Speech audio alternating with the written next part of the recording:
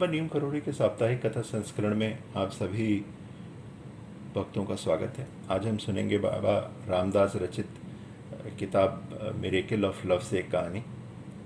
ये कहानी है 1950 से 1950 की है। 1950 में एक व्यक्ति थे जो कि एक उत्तर प्रदेश के मंत्री के साथ काम किया करते थे। उनकी पहली मुलाकात हुई महाराज जी से जब वो काठगोदाम से नैनीताल की तरफ आ रहे थे। ये अपने मंत्री जी के साथ किसी कार्यवश उन्हें नैनीताल आना था, तो किसी मंत्री जी की कुछ महाराज जी से बात हुई और उन्होंने महाराज जी को आग्रह किया कि भाई मैं आपको नैनीताल तक छोड़ देता हूँ। तो महाराज जी भी आए और जो ये व्यक्ति थे इनको महाराज जी को इन्होंने एक साधारण व्यक्ति समझा और आ गए लोग नैनीताल। पहली मुलाकात हुई, कोई महाराज जी से इनकी बातचीत नहीं हुई। उसके बाद 1958 में जब इनकी माता का देहांत हो गया, उसके बाद ये अपने पिताजी के साथ भवाली में छुट्टियों पे आए हुए थे। एक रात रुके हुए थे। एक रात दूसरी रात जब शुरू हुई तो इनके अचानक ही इनके पिताजी के पेट में बहुत तेज़ दर्द उठा। इतना तेज़ दर्द कि सहन नहीं हो। उन्होंने तुरंत ही भवाली के एक डॉक्टर को बुलाया और उनसे कहा कि भैया आप मेरे पिताजी का इलाज करें। तो अब उस समय तो रात के सामने 1958 में इतनी सुविधाएं तो थी नहीं, तो डॉक्टर ने एक इंजेक्शन दे दिया कि भाई इससे इनको आराम होगा। बट इंजेक्शन लग गया, कोई आराम नहीं हुआ। तो दूसरे दिन उन्होंने डॉक्टरों को नैनीताल से बुलाया। जब डॉक्टर आए नैनीताल से तो उन्होंने कहा भाई इनके जो पित्त की थैली है उसके अंदर पथरी है, इनका तुरंत ऑपरेशन करना पड़ेगा, अदरवाइज इनको परेशानी हो सकती है। अब ये परेशान कि क्या करें। उसके बाद इन्होंने तुरंत ही जो भवाली सेनेटोरियम के डॉक्टर हैं उन लोगों से भी बात की। सभी ने ये कहा कि भाई इनका तो ऑपरेशन होना है, ऑपरेशन के बिना कोई इनका इलाज नहीं है, दिक्कत हो जाएगी। अब क्या दूसरा दिन आ गया था। अब जब दूसरा दिन जब हुआ तो उन्होंने देखा कि भैया पूजा चल रही है। अब ये उन्हीं डॉक्टर के घर पूजा चल रही है जिन्होंने पहले दिन इनको इंजेक्शन दिया था। उन्होंने एक छोटे से हनुमान मंदिर की स्थापना की थी और किसी तरह महाराज जी को भी आग्रह किया था। वो भी महाराज जी के भक्त थे तो उन्होंने बुला रखा था, महाराज जी वहाँ आए। पर महाराज जी जब भी इस तरह के किसी आयोजन में जाते थे तो वो ज़्यादा मतलब ऐसा नहीं कि कोई आडंबर वगैरह करते थे, वो आराम से सिर्फ उस अनुष्ठान में शरीक होते थे। ज़्यादा कुछ उसमें करते नहीं थे या कुछ किसी लोगों को कुछ बोलते नहीं थे ऐसा करो वैसा। अब जब उन्होंने देखा कि भई ये महाराज जी यहाँ आए हैं और ये इतना ज़्यादा कुछ कर नहीं रहे हैं, छुपे हुए से ही हैं, तो उनके मन में भई एक जिज्ञासा जागी, भई ये महाराज जी कौन है, किस तरह का इनका प्रभाव रहता है लोगों पे। दूर से ही देखते रहे पर कुछ हुए नहीं।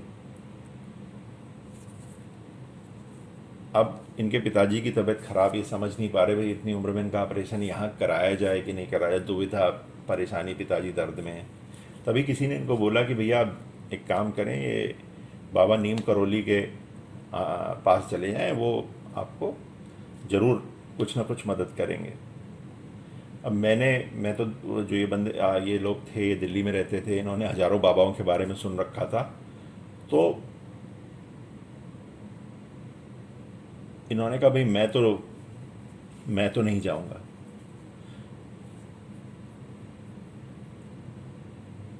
उसके बाद क्या होता है, दूसरी रात आती है, तीसरी रात हो गई, पिताजी दर्द में हैं, इंजेक्शन ले रहे हैं, थोड़ा आराम आ जा रहा है, फिर दिक्कत आ रही है। अब समझ नहीं पा रहे हैं कैसे।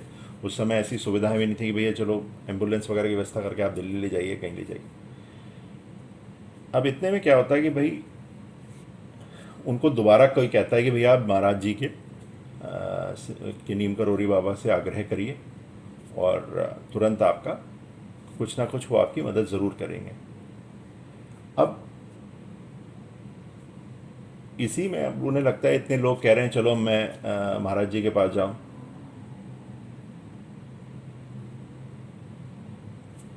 तो उन्होंने बस स्टेशन से पूछा भैया कैसे पहुंचेंगे। वो किसी तरह महाराज जी के पास पहुंचे। अब जैसे ही वो नीम करोली बाबा जी के पास पहुंचे तो उन्होंने तुरंत कहा, उस भक्त का नाम लिया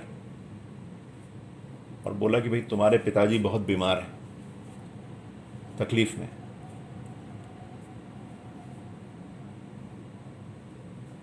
और कहा कि भाई मेरे मन में ऐसा विचार आ रहा है कि हो सकता है उनका देहांत हो जाए यहीं, पर भगवान उन्हें बचा लेगा, परेशान मत हो।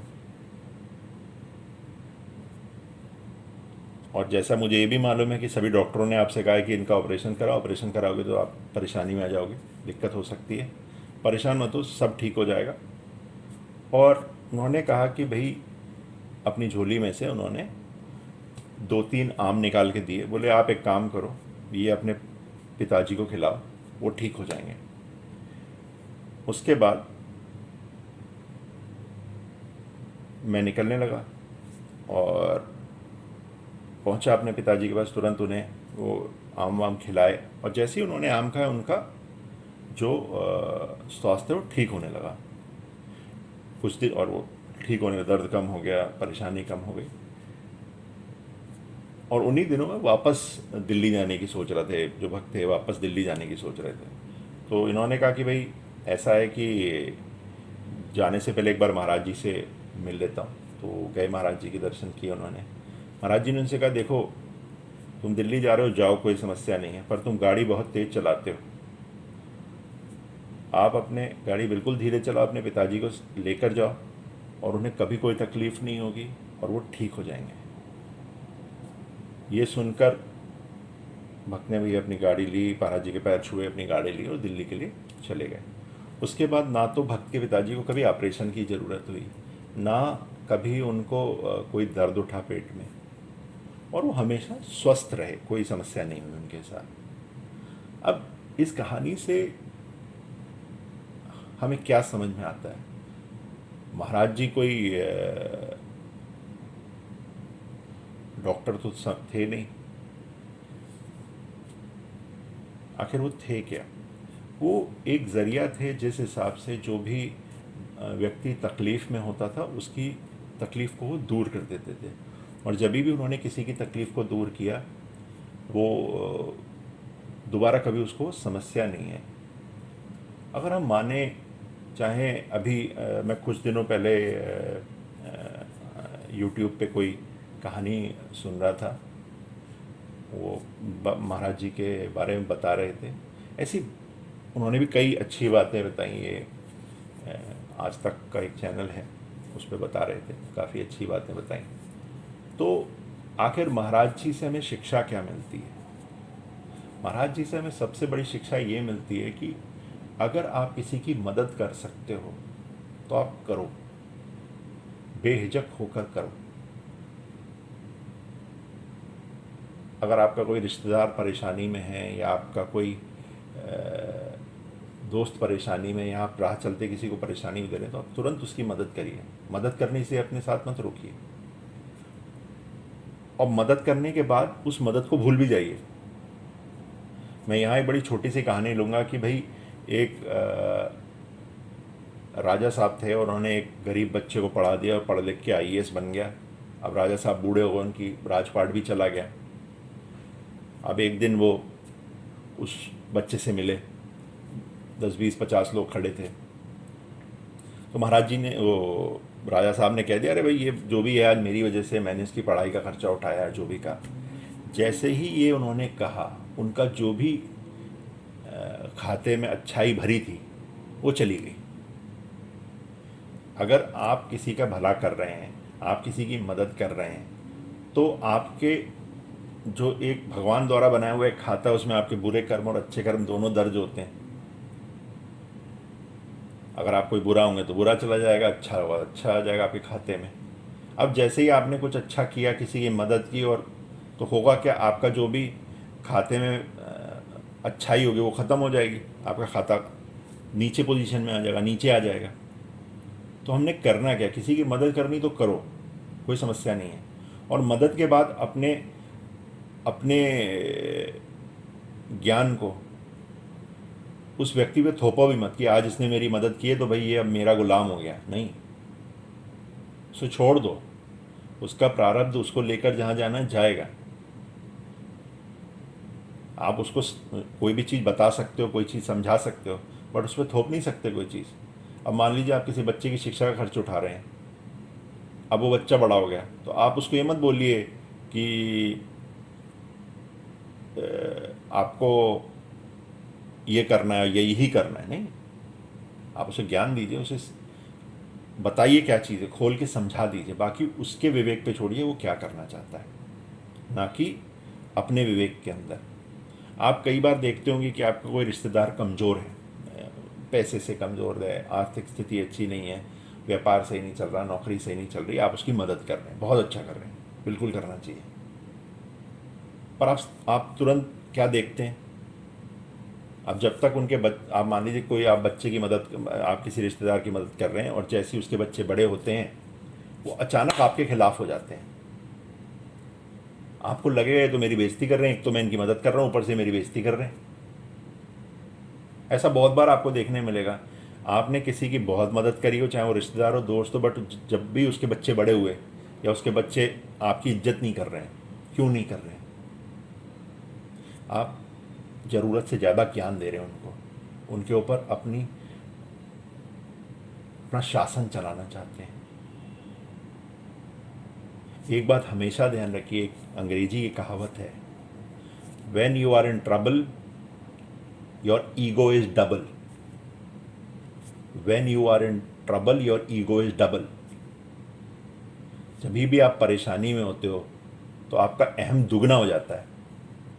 अब मान लीजिए आपका कहानी बहुत अच्छी चल रही है, बहुत बढ़िया व्यापार चल रहा है, आप कहीं जा रहे हैं, आपका दोस्त खाना खा रहा था, उसने आपको अपने साथ बैठा लिया, आप खाना खाने लग गए, कोई बात नहीं, आपको बुरा नहीं लगे। अब यहीं ऐसा क्या होता है कि आपके दिन खराब चल रहे हैं और आपका वही दोस्त खाना खा रहा है, अपने आपको अपने साथ बिठाएगा, आप कहेंगे अरे ये तो मुझे झूठा खाना खिला रहा है, क्योंकि ये मेरे पास पैसा नहीं है तो इसलिए मुझे पैसे का धोंप दिखाना चाह रहा है, मुझे झूठा दे रहा है। ये नहीं, ये आपका अहम है। जब आप परेशानी में होते हो तो आपका दिमाग खाली होता है, तो आप क्या करते हो, आप हर चीज़ को अहम पे ले जाते हो। तो यदि कोई आपकी मदद कर रहा है तो आप उसको, अगर आप किसी से मदद स्वीकार कर रहे हैं तो आप ये मान के चलिए कि भाई अगर वो आपका बड़ा है तो आपकी मदद कर रहा है तो उसकी उतनी इज्जत करनी चाहिए। पर यदि वो आप पे कोई चीज़ थोप रहा है तो उस चीज़ को समझ जाना चाहिए, क्या ये समझा रहे हैं, क्या ये थोप रहे हैं। और कई बार बड़ा अजीब से चीज़ें होती हैं, जो आदमी थोपने लगता है वो उसे मालूम भी नहीं होता थोप रहा है। तो एक बड़ी अजीब सी घटना बताता हूँ कि एक बच्चे से मैं एक व्यक्ति को जानता हूँ ना, वो बहुत प्रतिष्ठित हैं, बहुत बड़ा व्यापार है, बहुत वृहद लेवल पे उनका काम है, बहुत बड़ा काम, अच्छे लोग हैं, अच्छा आदमी है। तो हुआ क्या, जब वो बचपन में, भाई उसके पिताजी तब रिटायर हो गए थे जब वो तीसरी क्लास में था। अब आप समझ लीजिए एक बच्चे के पिताजी तब रिटायर हो जाएं जब वो तीसरी क्लास में होगा, तो आप समझ जाएं क्या उसकी स्थिति होगी। बहुत अच्छी स्थिति नहीं थी। तो अब उनके पिताजी के भाई जो बहुत बड़े लोग थे, उन्होंने उनकी हमेशा मदद की। अब जब उसने अपनी 12वीं पास की तो उनके रिश्तेदार जो उनकी मदद करते थे कहने लगे भैया तू ये एक्सरे टेक्नीशियन का कोर्स कर ले, इससे तेरे को 5-7 हज़ार की जॉब लग जाएगी। एक तरफ तो वो आदमी मेहनत करके ऊपर जाने की कोशिश कर रहा, बड़े सपने हैं उसके, और इधर उसके रिश्तेदार ने कह दिया कि तू लैब टेक्नीशियन बन जाए, एक्सरे टेक्नीशियन। तो हुआ क्या, क्या आज उनके रिश्तेदारों से उसके संबंध नहीं? तो होता क्या है, जब हम किसी की मदद करते हैं तो हम अब सोच लेते हैं हम तो भगवान हैं और हमें कोई भी काम उसको बताने में नुकसान नहीं लगता। तो हमें किसी की भी मदद करके भूल जाना चाहिए, उस बात को दोबारा अपनी ज़बान पे नहीं लाना चाहिए। आज क्या उसके रिश्तेदारों से संबंध नहीं? एक तरफ तो एक आदमी ने उसकी 4 साल मदद की, आज उनसे संबंध नहीं, क्यों? क्योंकि जैसे ही उन्होंने उनकी मदद करी और बोल भी दिया तो उनके खाते से अच्छाई निकल के चली गई, खर्च कर दी उन्होंने अपनी अच्छाई। तो ये नहीं करना है हम लोगों को, ये महाराज जी की सीख है। आज के लिए बस इतना ही, अगले सप्ताह फिर मिलेंगे एक नई कथा के साथ। धन्यवाद।